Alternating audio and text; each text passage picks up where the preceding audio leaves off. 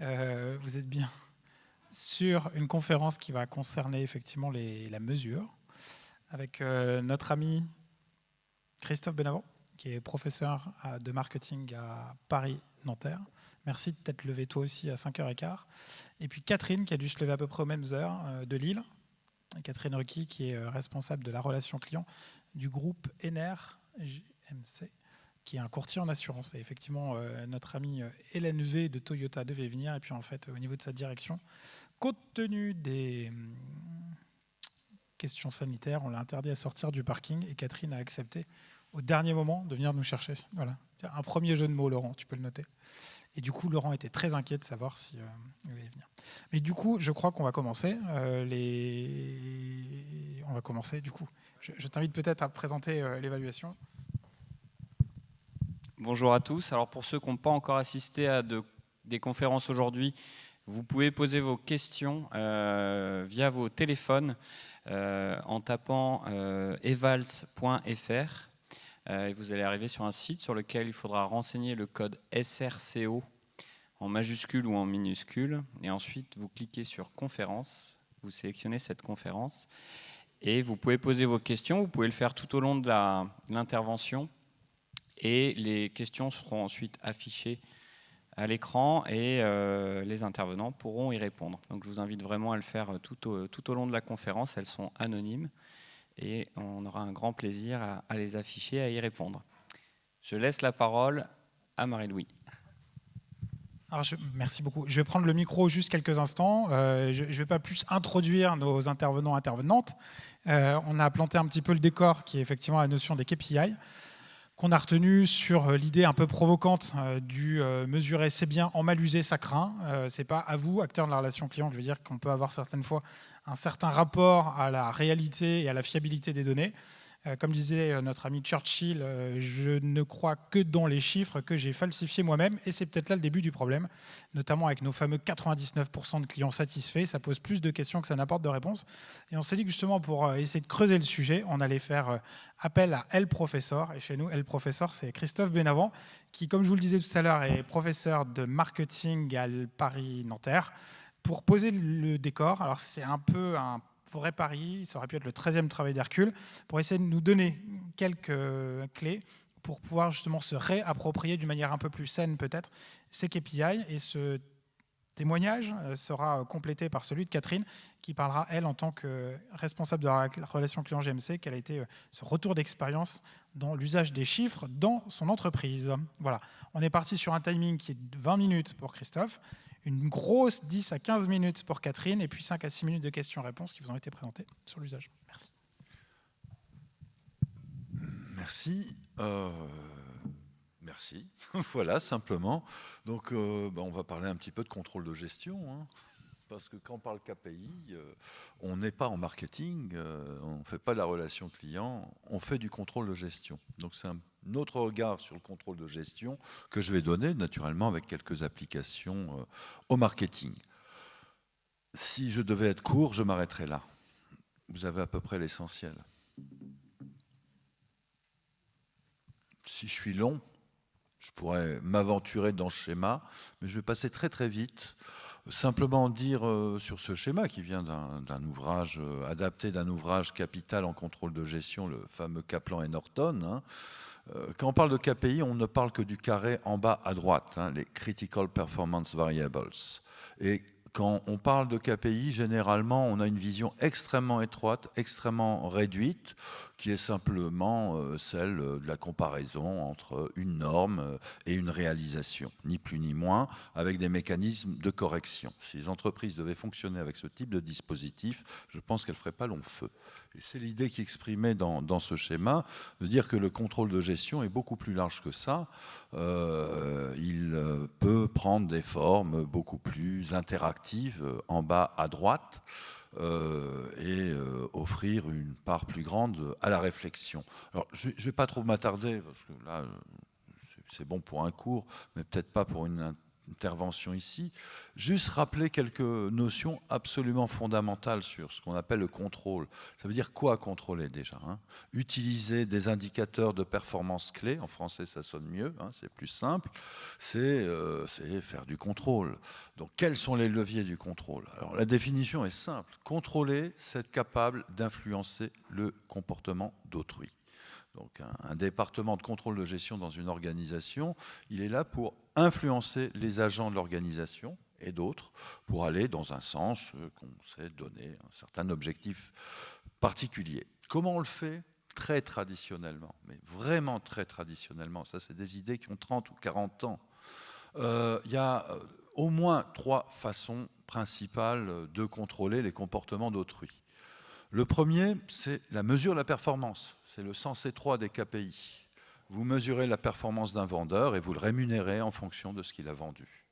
Si vous pouvez mesurer sa performance et si vous pouvez associer, corréler au résultat un certain nombre de moyens, bah c'est parfait.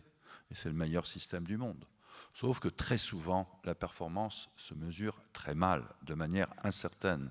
Et les attributions au comportement, elles sont encore plus incertaines. Alors, quand on est dans ce cas-là, le meilleur moyen, c'est d'utiliser la bureaucratie. La bureaucratie a plein de vertus. C'est elle qui s'assure du comportement adéquat des gens. Et elle le fait de manière simple, par des règles. La bureaucratie, vous la connaissez, hein, c'est le bon vieux modèle taylorien. Hein. On sépare la conception de l'exécution. Il y a des gens qui mesurent, il y a des gens qui font. Et si ceux qui mesurent ont une bonne connaissance de l'outil de production, de la manière dont les choses sont faites, eh bien, il vaut mieux contrôler les gens en appliquant des règles et en oubliant de mesurer leur performance. Ça ne sert à rien. La troisième façon de faire, c'est une façon de faire qu'on va retrouver dans des organisations un peu particulières, où on ne sait pas très bien quels sont les buts, où on ne peut pas contrôler les comportements. Peu de choses sont mesurables. Alors pensez à un cabinet d'avocats, un gros cabinet, pensez à une université par exemple. Les performances sont difficilement mesurables, même si je montrerai après que c'est ce qu'on fait. Et là, un monsieur qui s'appelle William Mouchy, qui a proposé l'idée d'un contrôle par le clan. En plus soft, lui utilise le mot clan, hein, c'est les systèmes mafieux. Hein. Il utilise le mot clan, on pourra utiliser le mot culture, c'est un petit peu plus doux. Les grands mécanismes qu'on a, le premier c'est l'allégeance. Hein. Les systèmes mafieux sont extrêmement forts d'un point de vue organisationnel, puisqu'il y a un échange qui se fait entre les membres et l'organisation. Le membre se dévoue totalement à l'organisation, fera ce qu'elle lui demande, même les choses les plus terribles. Mais le principe premier d'une mafia, c'est de protéger ses membres. Et c'est là où le contrat d'allégeance se fait. Et on fait des organisations extrêmement puissantes, vous en voyez à travers le monde, elles continuent de se faire. Il y a 2 autres éléments, 2 autres méthodes qu'on pourrait introduire. Le premier, c'est l'information. Contrôle par l'information, plus précisément un contrôle algorithmique. C'est très clairement ce qui est en train de se faire actuellement. Toutes les grandes plateformes, les GAFA, vous pouvez y mettre Vinted pour le e-commerce, vous pouvez y mettre un Blablacar. Blablacar est le très bon exemple. Au cœur de Blablacar, il y a un modèle qui s'appelle Dreams. Dreams, c'est centré sur la confiance.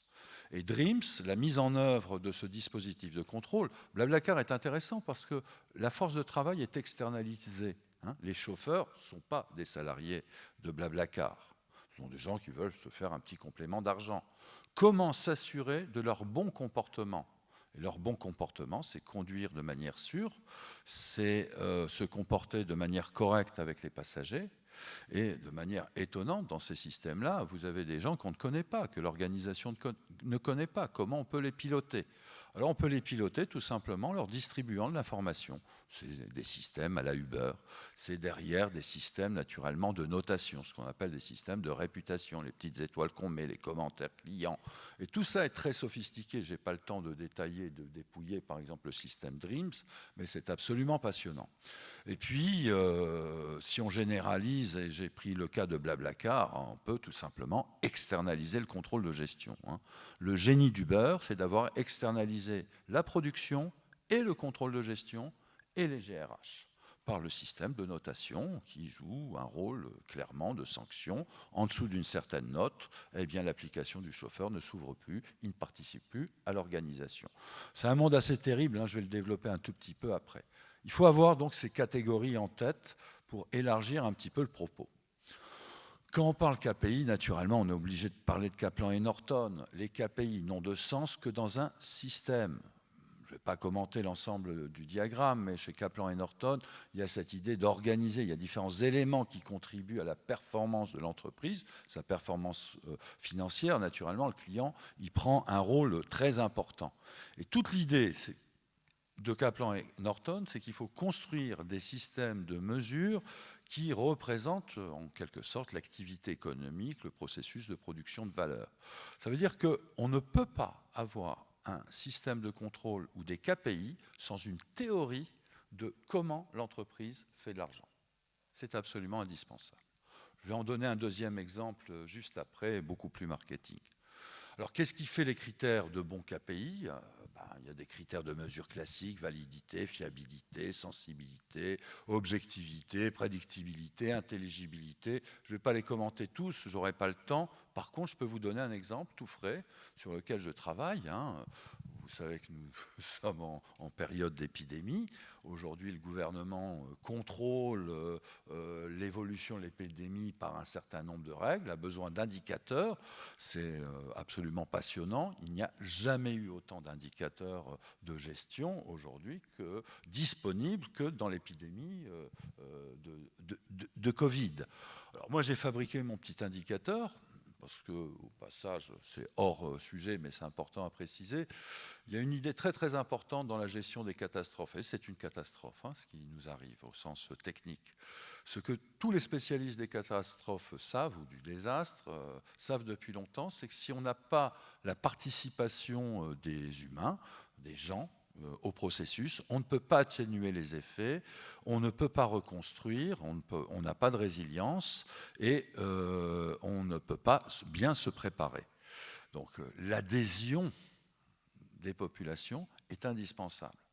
Alors, si on avait envie d'imaginer un système de pilotage de tout ça, on peut mesurer naturellement, vous avez vu d'ailleurs les variations dans les critères, un taux de mortalité, un nombre de morts, un nombre de réanimés, et vous voyez qu'au fur et à mesure de la crise, et ce n'est pas un hasard, c'est tout à fait naturel, les indicateurs changent selon les objectifs qu'on puisse avoir. Alors ça peut perdre certains, mais c'est intéressant. Un des indicateurs pourrait être la bonne santé des populations. Là, je la mesure comment ? Je la mesure tout simplement en exploitant un gros corpus de tweets. Donc j'ai récupéré tous les tweets en français parlant du Covid et du Corona et d'autres mots. Donc ça m'en fait quelques millions. Et puis je compte les mots et je leur donne une valeur. J'ai des dictionnaires qui permettent de savoir si un mot est positif, négatif. On fait la somme pour chaque tweet. On mesure, et après j'agrège ça jour par jour, voire heure par heure, et ça vous donne ça. Bon là, les couleurs, c'est simplement, ça distingue différents segments, selon la prise de parole, ceux qui ont, je distingue le sentiment de ceux qui n'ont parlé qu'une fois, et de ceux, ce que j'appelle les superposteurs, qui ont parlé beaucoup de fois. Là, c'est très intéressant, c'est passionnant. Vous y voyez un phénomène assez remarquable. C'est qu'avant le confinement, le niveau d'inquiétude était plutôt élevé. On est dans le négatif. L'indicateur de sentiment va de -3 à +3, grosso modo, ici. On est dans le négatif et clairement, la perspective du confinement a rassuré. C'était une bonne décision de faire ce confinement. Et pendant toute la période de confinement, on voit que l'humeur ne change pas trop. La suite continuera. Bien, ça c'est très bien. Quels sont les problèmes qui peuvent se poser sur un indicateur de ce type-là ? C'est qu'il y en a plusieurs, tout dépend du dictionnaire. Et ça, c'est la même chose, mais avec 3 types de mesures, 3 dictionnaires différents venant de 3 chercheurs différents. Et vous voyez que s'il y en a 2 qui ont une évolution parallèle, il y a quand même un décalage assez important et on a un des indicateurs qui, lui, ne semble pas tout à fait évoluer de la même manière. Ça, c'est les questions de fiabilité, c'est des questions de métrologie. 5 minutes. Alors, je vais passer la chaîne des causalités, je vais passer ces exemples-là, j'en ai plein, je peux durer 1 heure. Je vais quand même revenir ce qui me semble assez important, c'est que les systèmes de mesure des KPI ont tendance à se systématiser, à s'appuyer sur des mesures de haute fréquence. Ce que j'ai montré, c'est une mesure de haute fréquence, hein, c'est très à la mode. La Banque de France, pour suivre l'économie, n'utilise plus les indicateurs économiques habituels. Ils utilisent des données haute fréquence qui sont tout simplement les cartes bancaires. Les dépenses en carte bancaire qui permettent de suivre l'activité de consommation, non plus de mois en mois, de semaine en semaine, de jour en jour, mais quasiment d'heure en heure. Ça, c'est un petit extrait de ma fiche sur Google Scholar. Voilà. Google, aujourd'hui, fabrique des indicateurs de manière massive. Dans le monde universitaire, il identifie tous les universitaires de la planète, plusieurs dizaines de millions, et il recherche sur Google, bien sûr, quelles sont les productions qu'ils ont faites, et il regarde les bibliographies, et il compte le nombre de citations qu'on obtient. Donc aujourd'hui, la performance d'un universitaire, qui normalement n'est pas mesurable, est mesurée par Google sous la forme de ce qu'on appelle ce H-index. Vous avez ici l'évolution de mon score ces dernières années. Je n'ai rien fait, je n'ai rempli aucun formulaire, c'est fait d'emblée. La philosophie aujourd'hui va vers ce type de choses.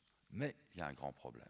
Alors si, je peux donner une autre illustration. Là c'est d'essayer de comprendre, c'est à partir de corpus TripAdvisor, j'ai pris toute la Polynésie, tous les hôtels de Polynésie, j'ai traité le texte, j'ai identifié des sujets de discussion dans ces commentaires, et j'ai essayé de regarder quelle est la corrélation avec les notes, 1, 2, 3, 4, 5 étoiles. On y apprend des choses parfaitement intéressantes, c'est que les critères qui conduisent à une bonne note ne sont pas du tout les critères qui conduisent à une mauvaise note. Ce type de matériau va être de plus en plus utilisé, hein, parce qu'on peut aller puiser directement à la source, Twitter notamment, mais pas que, où on a des sources illimitées. Mais le problème, je peux passer sur ça, le problème principal se résume dans ça. Quand on fait une mesure scientifique, l'objet qu'on mesure n'a pas conscience qu'il est mesuré. Quand on fait des mesures sociales, le sujet sait qu'il est mesuré. Les enquêtes qu'on faisait il y a 30 ou 40 ans, tout le monde s'en moquait parce que c'était très très rare d'être interviewé. Aujourd'hui, c'est systématique. Dès que vous consommez un service, quelques jours après ou dans les minutes qui suivent, on va vous poser une question. Les meilleurs là-dessus, c'est Booking.com, 1 milliard de réservations, 1 milliard de questionnaires distribués et autant de documents récupérés. Et le grand problème qui se pose là, c'est que quand on fait la mesure ne fait pas que mesurer, la mesure agit. La plupart des consommateurs, aujourd'hui, quand ils répondent à des questionnaires, ne donnent pas leur avis. Ils déploient une action stratégique, soit pour se venger, soit pour conforter. Ce qui fait que la plupart de nos indicateurs de satisfaction, de NPS ou de Customer Effort Score, à mon avis, sont complètement flawed, comme on dit en anglais. Ils sont faussés. Ils sont tordus. Pourquoi ? Parce qu'on les présente. À la limite, vous avez une règle déjà importante. Un bon KPI ne se communique jamais. Quand vous commencez à afficher dans un hôtel votre score Booking, votre score TripAdvisor, etc., vous allez induire chez les utilisateurs des comportements stratégiques qui font qu'on ne sait plus ce que l'on mesure. Est-ce qu'on mesure le vrai sentiment ou est-ce qu'on mesure la volonté d'action des utilisateurs? Ça, je pense que c'est le message le plus important. Je ne vais pas commenter le reste, ça pourrait se développer. Cette idée de performativité n'est pas neuve. Elle a été apportée en 1960-61, il me semble, par un linguiste qui s'appelle Austin, qui, en travaillant sur le langage, est arrivé à la conclusion que le langage, ça ne sert pas à communiquer, simplement, ça peut servir, mais ça a aussi une fonction dite illocutoire en linguistique. On a des actes de parole, des speech acts, donc des actes de parole. Quand je dis à quelqu'un « sors de la pièce », je ne lui communique pas une information, je lui intime un ordre et je suis dans l'action. Et c'est toute l'ambiguïté des indicateurs de performance. Pour être objectif, il faut qu'ils soient silencieux. Dès qu'ils parlent, ils ont une action sur le monde et ils transforment le monde.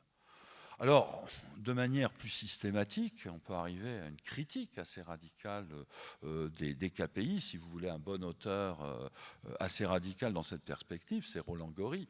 Je vous ai parlé des universitaires qui sont notés. Ça fait à peu près une petite dizaine d'années en gros. Tous ces indicateurs maintenant sont accessibles partout. J'ai parlé de Google Scholar, il y a d'autres plateformes qui sont là. Ça conduit à quoi ? ça conduit aujourd'hui à un comportement qui est le même que celui des sportifs. Nous nous dopons. Nous nous dopons. Pas avec des produits, hein, mais dans la façon d'écrire, dans la façon de présenter, l'objectif n'est plus de produire une idée, mais d'être accepté dans une revue pour récupérer les points et les étoiles qui en viennent. Donc on fausse les comportements. Roland Gori va loin, lui, il dit que ça crée une société d'imposture, de gens qui font semblant pour pouvoir s'adapter en permanence aux exigences des indicateurs qui leur sont proposés. Alors moi, je suis un peu moins pessimiste là-dessus. Je dis que oui, il y a de grandes chances que la plupart des indicateurs de performance ne mesurent pas vraiment ce qui soit mesuré. Et ce n'est pas très important. C'est pas très important. Pourquoi? Parce que le rôle des KPI, ce n'est pas de bien mesurer les choses scientifiquement. C'est d'entraîner une collectivité, une entreprise, des clients dans un certain mouvement. La fonction des KPI est avant tout rituelle. C'est le fétiche à clous qu'on appelle Nkwasi, dans la région Gabon, Zaïre, etc. Ces fétiches-là semblent être complètement irrationnels, relevés d'une pensée magique, mais ils sont extrêmement efficaces dans la société. Et là, c'est vers les anthropologues qu'il faut se tourner. Moi, il y a un anthropologue que j'aime beaucoup, qui s'appelle Lemonnier, qui a travaillé sur des terrains au-dessus de l'Indonésie, pas à Irian Jaya, si à Irian Jaya notamment, et s'intéresse à des objets très simples, des tambours, des barrières de jardin, et le plus intéressant, c'est des pièges à anguilles. Et il s'est interrogé sur ces objets qui n'étaient pas beaux et en même temps extrêmement importants dans la société, qui avaient une utilité, oui, mais peut-être pas fantastique. Quelle était leur place et pourquoi il y avait ritualisation de leur production? Et en travaillant un petit peu, il a développé une conception importante. C'est que dans le rituel, dans les objets rituels, dans les liturgies, souvent avec beaucoup de répétitions, il utilise un terme savant qui s'appelle la périssologie, l'idée que dans un rituel, il y a répétition de motifs qui impriment dans la tête. Au passage, dans les KPI, on a une répétition du même type. Eh bien, le rituel a une fonction essentielle, c'est de relier les humains, tout simplement. Le fait de fabriquer ces pièges à anguilles ensemble, le fait de participer à un système de KPI en l'acceptant, en soi n'a aucun intérêt, mais va permettre de faire travailler les gens ensemble. Voilà, ce sera finalement ma conclusion. Alors, pas tout à fait ma conclusion, je vais en avoir une dernière. La grande question, j'ai évoqué un peu rapidement des modèles de war room, si vous êtes familier de l'utilisation de Google Analytics, c'est le fantasme des KPI, c'est un endroit absolument merveilleux, ce truc. Tout est défini, les mécaniques sont faites, c'est souvent un petit peu compliqué, mais est-ce qu'on a besoin de ça pour piloter l'entreprise? J'en suis pas si sûr. Voilà, j'en suis pas si sûr. Ce qu'il faut, par contre, si j'ai des recommandations pratiques, c'est que des KPI, il en faut très peu. L'idéal, un seul. Et adapté au moment. Deuxièmement, les KPI ont une durée de vie très courte, maximum 2 ans ou 3 ans. Si vous mesurez votre satisfaction régulièrement, de manière permanente, et que vous la diffusez à vos clients parce que vous êtes fier d'avoir un score à 94%, votre KPI ne va pas durer 2 ans ou 3 ans. Vous pouvez vous dire qu'au début, vous mesurez quelque chose et à la fin, vous mesurez autre chose qui est l'assentiment du public à la technique que vous utilisez. La troisième chose, je l'ai dite déjà, c'est éviter de communiquer sur les KPI. Les KPI, ça doit rester dans les mains des managers et ça ne doit pas sortir de là. La quatrième, c'est qu'il faut intégrer les KPI dans un cadre théorique. Je n'ai pas eu le temps de développer, mais j'avais un petit exemple sur le Customer Effort Score qui est assez intéressant. Vous savez qu'il y a un débat. Qu'est-ce qui est important? Est-ce que les gens est-ce que c'est le delight, le customer delight qui est important? Est-ce qu'il faut satisfaire à tout prix le customer? Ça a été la thèse qui est développée depuis longtemps. Puis, depuis 2010, on a quelqu'un qui a dit non, les consommateurs, ce qu'ils veulent, c'est du simple, du super simple. Et quand on veut du super simple, pour un consommateur qui est fainéant, le super simple, c'est l'absence d'effort. Je peux juste, si par curiosité, revenir un petit peu en arrière, voilà le résultat. Ça, c'est des données qui viennent de chez BVA. C'est environ 300 000 enquêtes. 300 000, hein, c'est énorme. Dans une dizaine de secteurs et sur une centaine de marques, c'est les moyennes. C'est la relation entre la satisfaction en ordonnée, la verticale, entre le niveau d'effort, c'est en bas, 1, 2, 3, 4, 5, et puis selon des types de canaux. Et vous y voyez ici qu'effectivement, la théorie que je viens de vous proposer, que ce qui produit la satisfaction, c'est le moindre effort, se vérifie, ça se vérifie, mais pas forcément partout. Si certains veulent être transparents, je pourrais les redonner. Hop, hop. Ma conclusion, toc, toc, toc, toc, toc, toc, toc. Nous y arrivons. Donc, il faut des KPI sans théorie sont des KPI inutiles. Il faut pouvoir les évaluer dans des modèles de causalité, mais ça c'est quasiment la même chose. Il faut être en mesure de simuler leurs effets, donc de les projeter en avant ou de les reprojeter en arrière. Il faut un travail critique permanent et surtout, l'essentiel, un bon KPI, c'est un KPI qui fait consensus dans l'organisation. Voilà, merci. C'est un peu court. Merci beaucoup, Christophe. On a une vision du KPI en Afrique. Alors, toi, ma chère Catherine, quels sont les fétiches, justement, Ener? C'est mon intervention qui est juste après? Normalement. Elle est où?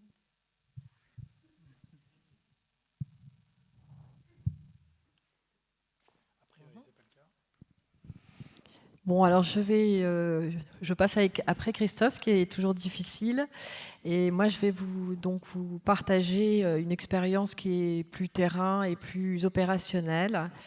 Donc voilà, la mesure c'est bien, en mal usé, ça craint.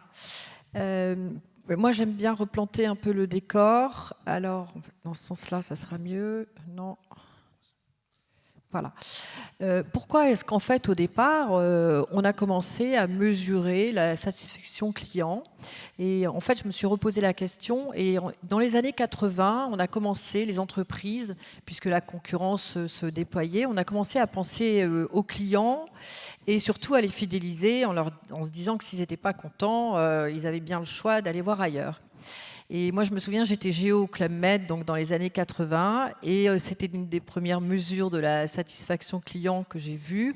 On envoyait, après chaque séjour, 3-4 feuillets pour demander aux GM s'ils étaient contents de la cuisine, des sports, de la qualité des spectacles. Et nous, en village, on attendait ça comme le bon Dieu. Enfin, c'était vraiment très important. Et à l'époque, on ne les communiquait pas. Mais on se demandait juste qu'est-ce qu'on pouvait faire pour que les gens en vacances aiment encore mieux la cuisine ou soient plus contents des spectacles. Donc c'était vraiment un outil interne qu'on utilisait, mais qui était très important quand même pour l'équipe Géo. Donc l'objectif, c'était de connaître les clients, de comprendre ce qu'ils voulaient, quelles étaient leurs attentes, et puis en tirer quelques enseignements.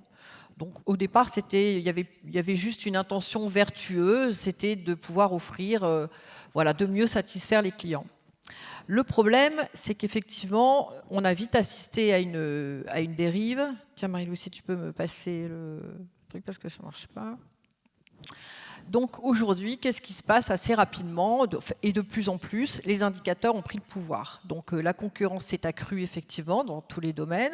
Donc on est de plus en plus à mesurer tout le temps. Donc on mesure les vacances, on mesure la météo, on mesure les toilettes dans les stations-service, on mesure son plombier. Enfin, aujourd'hui, quoi que vous fassiez, vous avez la possibilité de donner votre avis. Les indicateurs sont partout. Donc il y a probablement des personnes qui travaillent, qui sont des consultants dans ce domaine, mais c'est vrai qu'aujourd'hui, tous les jours, moi je suis sollicitée par des sociétés qui vont me permettre de mieux mesurer la satisfaction client, l'effort des consommateurs. Enfin, on est vraiment harcelé par cela, et c'est vrai que les outils digitaux ont favorisé cette évolution permanente, parce que quand on repense au questionnaire du Club Med qui était sur 3 feuilles de papier et qu'on recevait à la maison, aujourd'hui vous pouvez mesurer partout, tout le temps, à tout moment, grâce au smartphone. Alors aujourd'hui, la dérive aussi que j'ai remarqué, c'est que ces indicateurs de satisfaction client sont utilisés comme un outil marketing et souvent peu fiable. Je pense à une mesure du meilleur service client. Et donc, moi, avant, je travaillais chez Norauto et un jour, j'arrive chez un de mes fournisseurs et je lui dis, oh, dis donc, bravo, vous êtes premier en satisfaction client dans tel baromètre. Il me dit, oui, effectivement, c'est pas très difficile. En fait, on était 2. Donc voilà, mais ça permet aussi à l'entreprise effectivement d'afficher meilleur service client et ça devient un peu galvaudé. Et surtout, leur utilisation détournée a entraîné des dérives importantes, notamment sur nos équipes, puisque aujourd'hui, c'est plutôt un moyen d'évaluation des collaborateurs, de flicage, et ça vient même intervenir sur le niveau des salaires. C'est ce que tu disais, Christophe, tout à l'heure. L'origine de l'indicateur n'est plus utilisée comme telle. Alors, hop, pardon. Voilà. Donc quelques exemples de dérives. Donc vous avez tous entendu probablement parler de TripAdvisor, d'un restaurateur qui avait créé Info-Restaurant, qui avait demandé à ses contacts de mettre des avis, et donc on avait évalué un restaurant qui n'existait pas.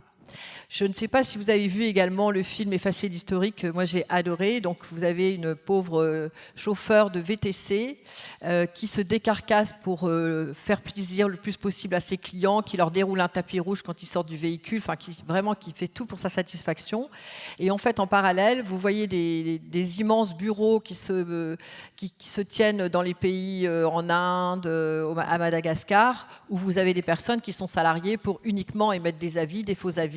Et en fait, ça permet de mettre la pression sur ce chauffeur de VTC qui ne pourra pas demander une augmentation, qui justement est soumise et qui va devoir se stresser le plus possible pour augmenter sa satisfaction client.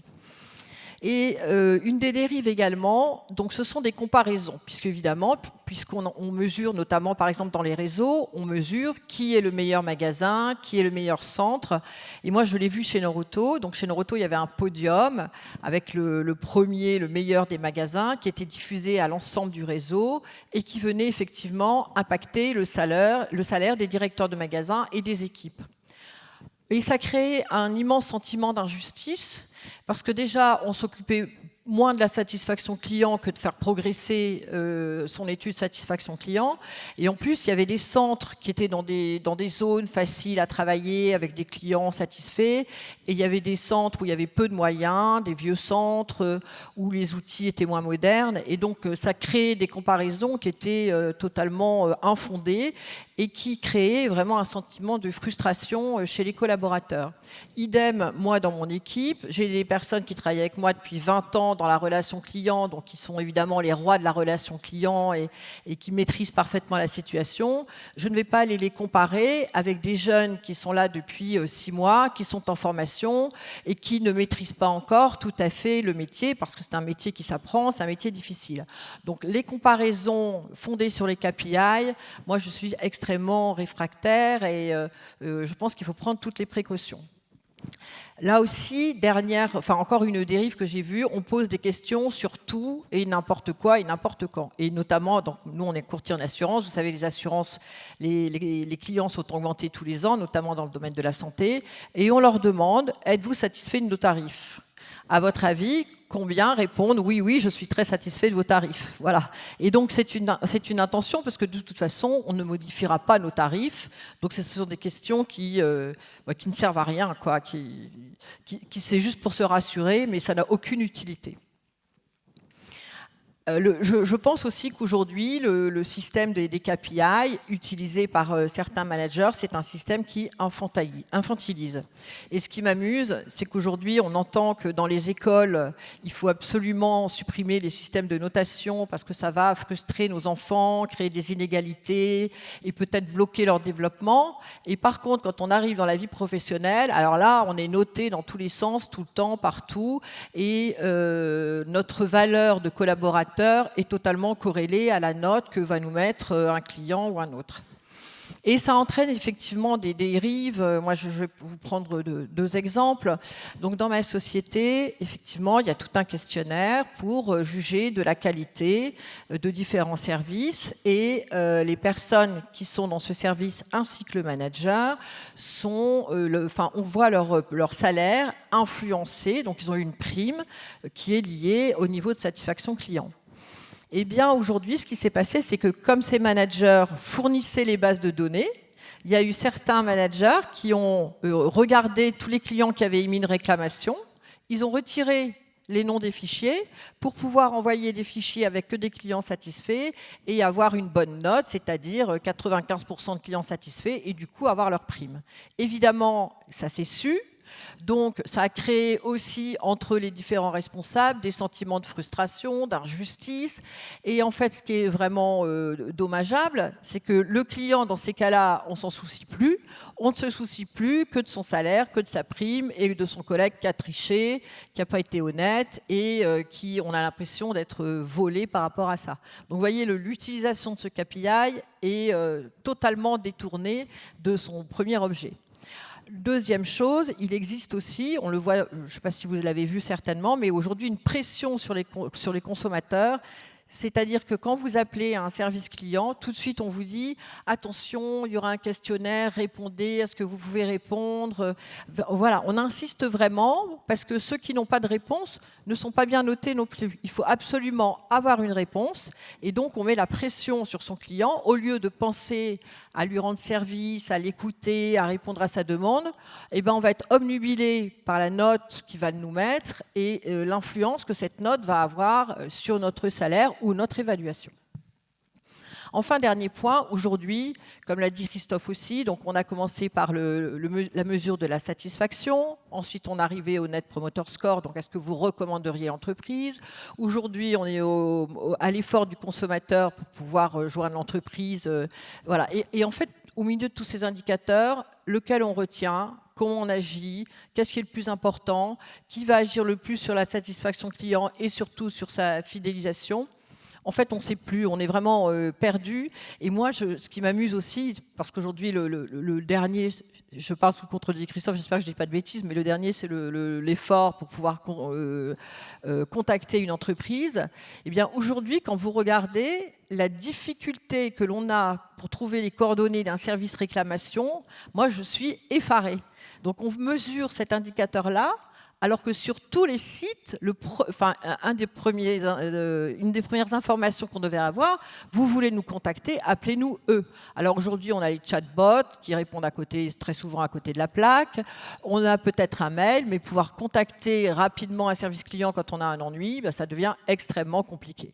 Voilà, et Christophe l'a dit aussi, aujourd'hui on interprète les indicateurs à notre façon, parce que moi j'ai travaillé dans une enseigne, on ne faisait attention qu'aux clients très satisfaits, donc on demandait au réseau d'avoir 90% de clients très satisfaits. Aujourd'hui, on mélange les moyennement satisfaits, les à peu près satisfaits, les plutôt satisfaits.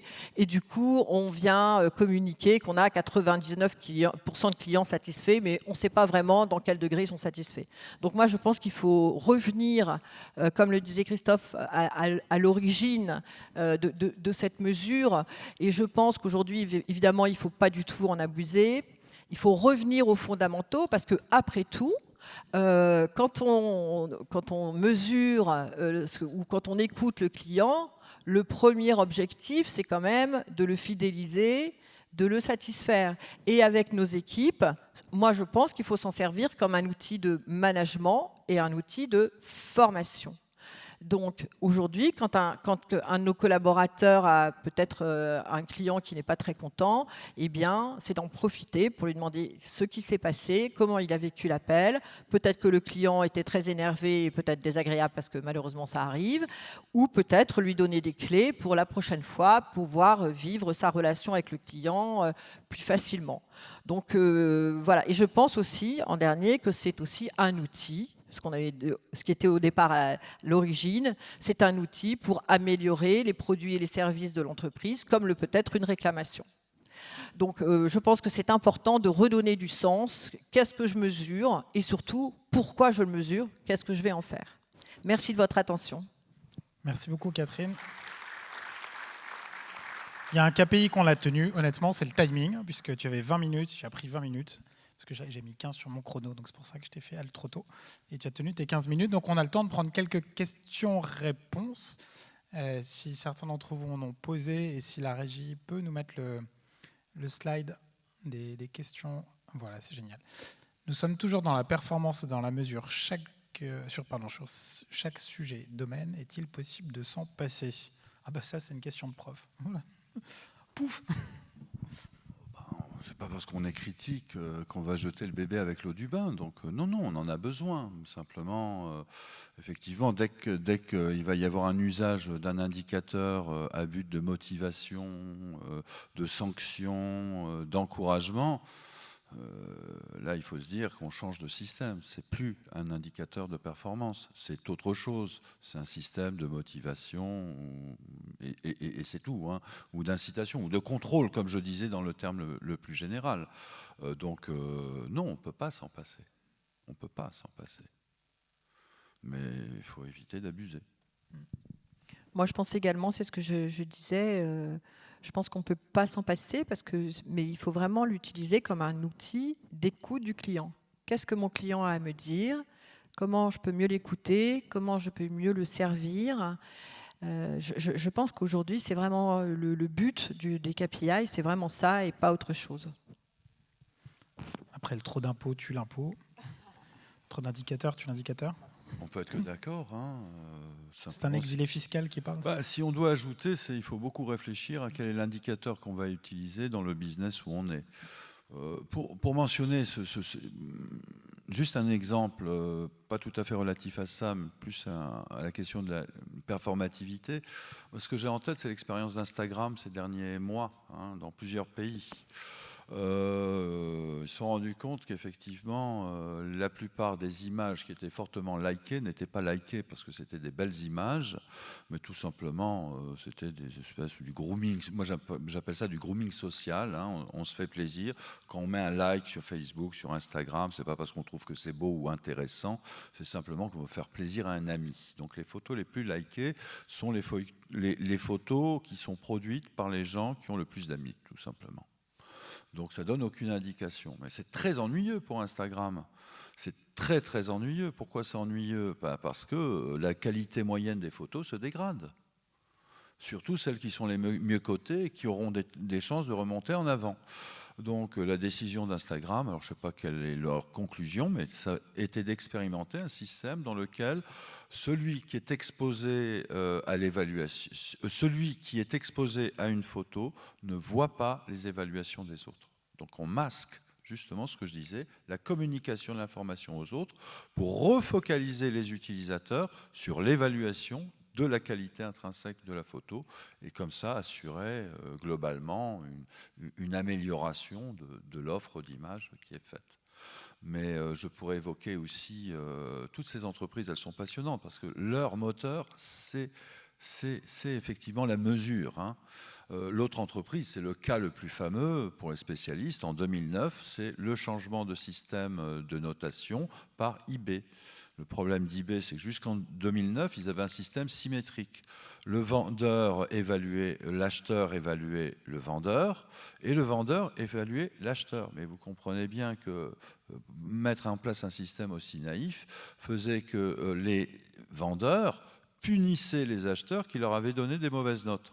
Résultat, la note moyenne de l'ensemble des produits avait tendance à se dégrader, et naturellement, la progression de l'entreprise à se ralentir.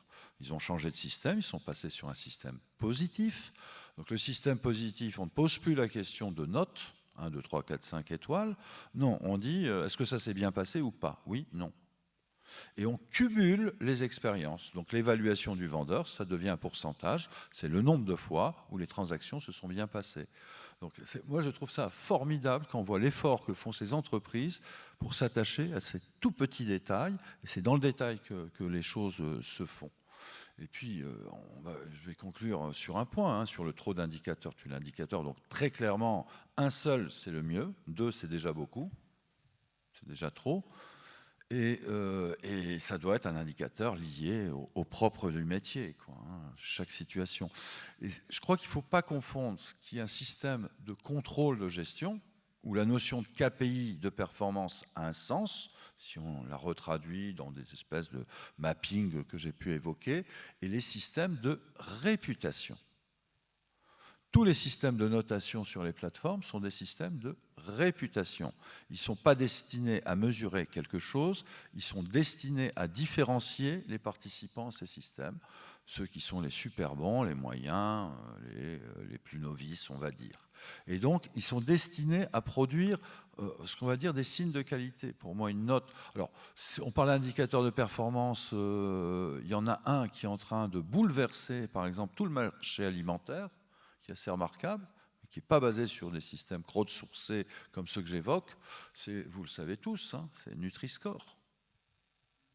Et Nutri-Score est en train de transformer les comportements des entreprises alimentaires. Bon, d'abord parce que c'est un indicateur qui est scientifique, hein, personne qui l'a développé, a développé des normes, on peut discuter scientifiquement l'intérêt de ce truc-là, mais on a une échelle qui est extrêmement bien conçue, y compris dans son code couleur, hein, le rouge-vert maintenant conventionnel de l'évaluation, mais qui joue un rôle extrêmement important dans la compétition. Il y a 4 millions de Yuka qui ont été téléchargés. Il y a une petite partie de ces gens-là qui maintenant prennent l'habitude de vérifier les Nutri-Score des produits qui n'affichent pas le Nutri-Score. Vous avez tous vu en rayon le fait qu'un certain nombre de grandes marques, et plutôt les grandes marques que les petites marques, affichaient leur Nutri-Score sur les packaging. Et là, on a un mécanisme qui est en train de modifier complètement l'ensemble de ce secteur. C'est franchement impressionnant.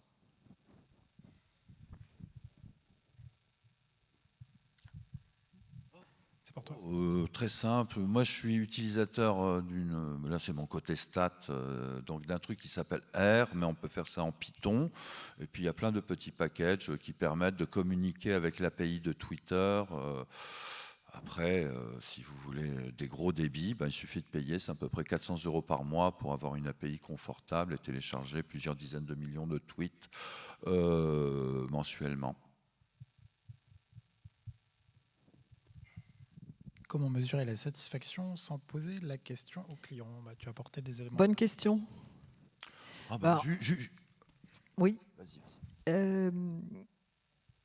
Comment mesurer la satisfaction sans poser la question au client? En fait, il y a une mesure assez simple qui est la fidélité des clients.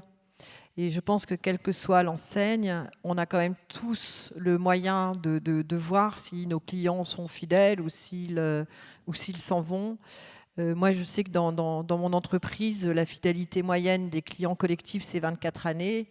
Donc, ça veut dire qu'ils sont plutôt contents parce qu'ils sont extrêmement sollicités, les grandes entreprises, pour leur complémentaire santé.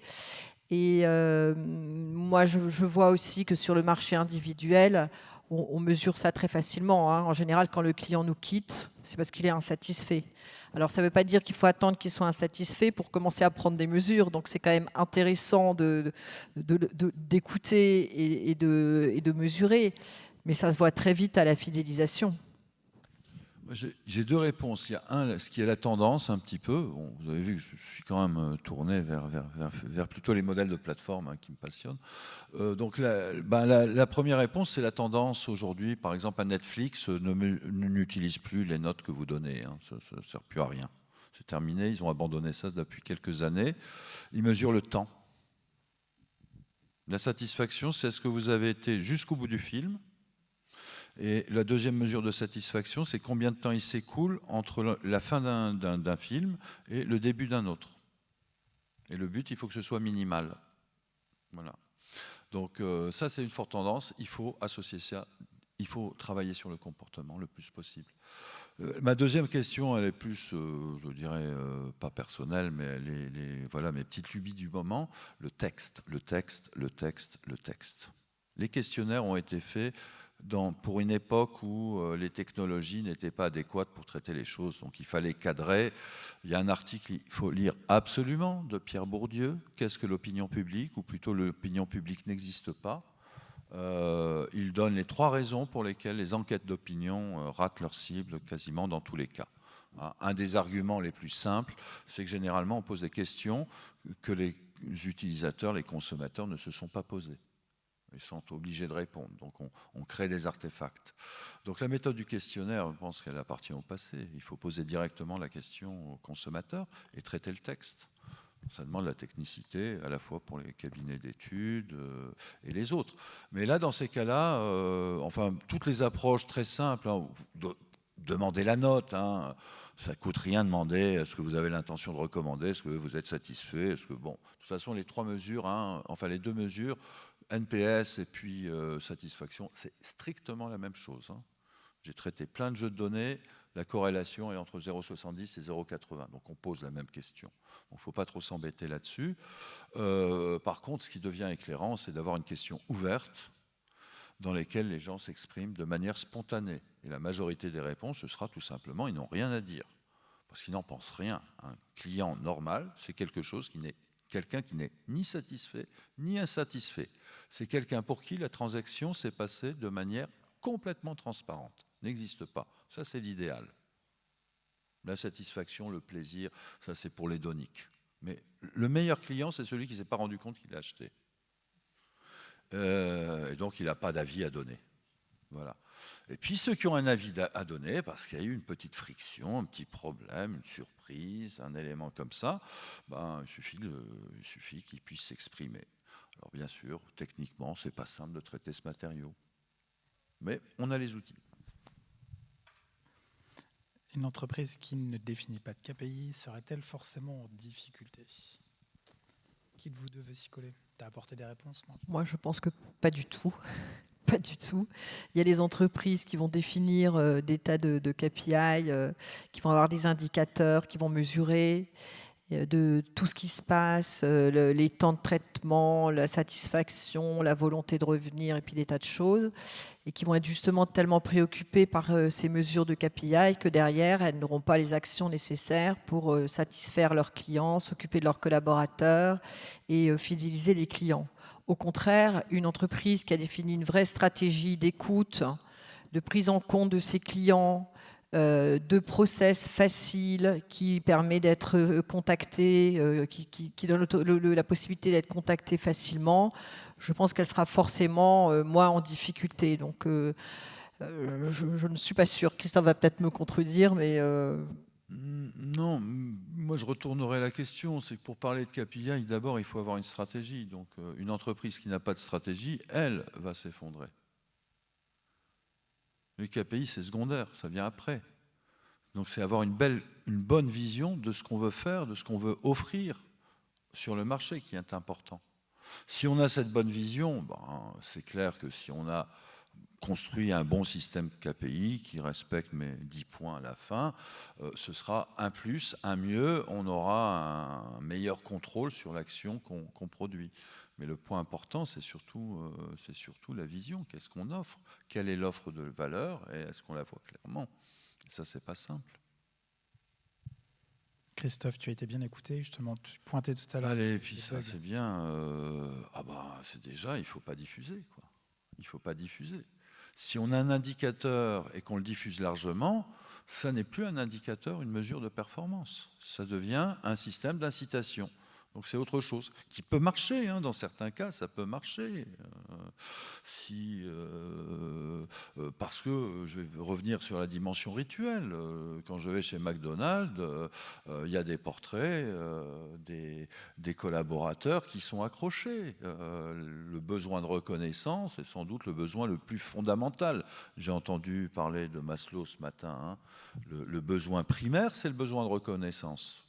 La preuve, la première manifestation qu'il y a eu après le déconfinement, c'était à Clichy, Black Lives Matter, et c'est la question de reconnaissance des minorités qui s'est posée. J'ai trouvé ça merveilleux, je peux vous dire.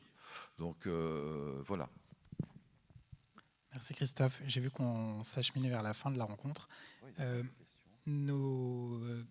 Toyota effectivement devait intervenir et le message qu'elle aurait pu porter à nos côtés était le suivant, puisqu'en fait Toyota avait mis en place une corrélation entre la note du NPS et la rémunération. Et ils ont commencé à sentir que voilà, le NPS était peut-être un petit peu arrangé. Et du coup, ils ont décorrélé justement cette rémunération et cette satisfaction.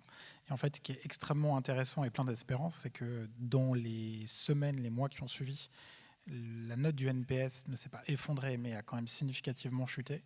Et là où l'espérance arrive, c'est qu'au bout d'un an, en fait, la note de ce même NPS a été a retrouvé un niveau supérieur au NPS initial. Et en fait, l'interprétation est assez simple, c'est que jusqu'alors, en fait, les notes qui étaient remontées aux directions étant fausses, les décisions qui étaient prises sur de mauvaises décisions, sur de mauvaises informations, et donc de mauvaises décisions étaient prises. Et à partir du moment où une information clean, des data clean sont remontées aux directions, des bonnes décisions ont pu être prises sur de bons problèmes. Et donc, on s'est retrouvé avec derrière, effectivement, une satisfaction des collaborateurs qui s'est retrouvée d'autant plus forte que la satisfaction des clients était d'autant plus forte également. Voilà. Donc, voilà le témoignage qu'aurait pu vous apporter également Hélène ce matin. Il me reste plus qu'à, cet après-midi, il me reste plus qu'à vous remercier encore tous les deux, à vous aussi pour votre présence. Ça nous a fait plaisir de vous voir, même masqué. Et puis, si vous avez des questions dans les minutes ou l'heure qui suit, surtout n'hésitez pas à vous jeter sur Catherine et Christophe avec vos masques. Merci.